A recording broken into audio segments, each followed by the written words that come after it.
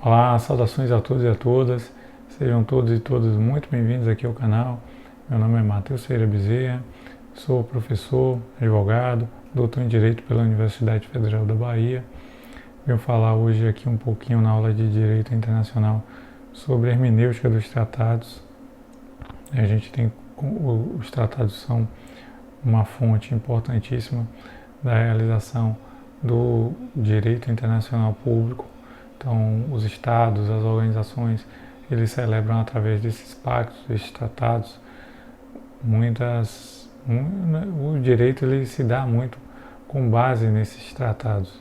Então, esses acordos internacionais que são feitos, eles vão criando e consolidando também os direitos reconhecidos, né? Alguns direitos que já são, muitas vezes já pode estar no costume e o tratado vem a ratificar. O tratado ele permite muitas vezes abrir portas, né, de relações comerciais, de troca de tecnologia, de troca de informação, de cooperações para o desenvolvimento. Então, os tratados eles são uma forte influência nas fontes do direito internacional. Então, quando se celebra um tratado, a exemplo do que acontece com acordos, né? Muitas vezes a gente que lida com contratos no nosso dia a dia, a gente vê a celebração de alguns pactos entre particulares e a gente busca algumas regras para interpretação, né? O Código Civil, por exemplo, ele fala sobre a questão da interpretação à luz da boa-fé, da função social e os pactos no âmbito internacional dos entes estatais, né, dos estados, as organizações internacionais, eles também têm regras de interpretação. O Estado ele também precisa se guiar por algumas regras na hora de aplicar aquele tratado. Muitas vezes o acordo ele foi proposto em outro idioma, vai ser traduzido, precisa ser compreendido também internamente para se permitir uma melhor efetividade daquele conteúdo e as regras de hermenêutica elas vão direcionar essa interpretação justamente para que essa fonte do direito ela possa ser melhor aplicada.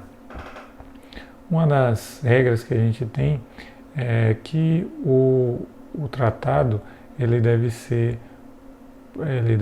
interpretado de acordo com a boa-fé, de acordo com a proposta do Estado, o que é que o Estado ele vai representar. Então, muitas vezes você pode ter uma dupla interpretação. Aquele texto, ele no momento da tradução, no momento da disponibilização, ele pode deixar margem à dúvida. Então, você vai analisar de acordo com a boa-fé do Estado, a proposta do Estado, o que é que levou o Estado a celebrar aquele acordo. Isso pode ser um elemento importante para você compreender o que foi estabelecido. Uma outra ideia, né, que temos de metodologia de hermenêutica é compreender que a lei não possui palavras inúteis. Então, qualquer palavra que foi colocada naquele tratado, ela precisa ser interpretada. Então, a gente deve buscar, assim, compreender cada uma das palavras, né? Então, a lei não tem palavras inúteis, os tratados também não. Então, as disposições que tem lá são feitas para serem interpretadas. Bom, o texto ele precisa também ser interpretado à luz de um contexto. O que se levou o Estado a, de repente, uma conferência, a participar de um grupo econômico e a partir daí a gente vai ter uma interpretação também dessas relações. Então, não é só analisar o texto, a gente precisa também analisar o contexto em que o Estado ele foi levado a assinar aquele documento. Uma coisa importante também de uma regra de hermenêutica é que as regras especiais elas prevalecem sobre as regras gerais.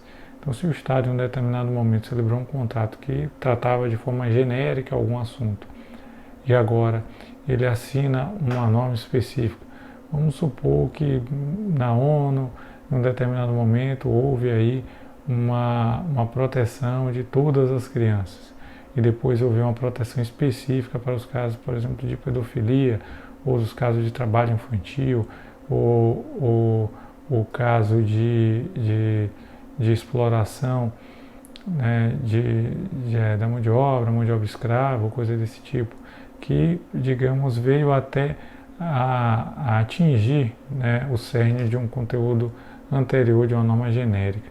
Então, nesse caso, essas normas que são específicas, elas devem substituir a anterior. Então, o que tiver um cunho específico, ele vai substituir o cunho geral, tá? Outro ponto também, e alguns desses pontos que eu estou falando aqui, a gente vai analisar, vai encontrar também no direito privado, como é o caso, por exemplo, dessa regra que fala que as regras ambíguas, elas favorecem ao aderente. A gente vê isso no direito do consumidor, vê isso no Código Civil também. Então, no caso, um Estado que ele vem aderir a um tratado, ele vai ter aí a possibilidade de ter uma interpretação mais benéfica para ele, porque ele é um Estado aderente. Então, entre as relações também, entre as possíveis interpretações que a gente vai dar a um tratado, a gente deve buscar a menos conflituosa. E por último, mas não menos importante, é bom ressaltar que quando houver uma regra que venha a tratar de limitação ao poder soberano do Estado, a soberania dos Estados, essa regra ela deve ser interpretada de forma restritiva.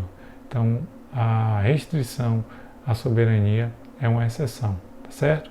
Espero que esse conteúdo ele tenha te ajudado. Se você gostou do conteúdo, peço que deixe aqui a sua curtida para entender que ele foi proveitoso para você. Caso tenha gerado alguma dúvida, peço que deixe aqui nos seus comentários, tá bom? Muito obrigado e até a próxima.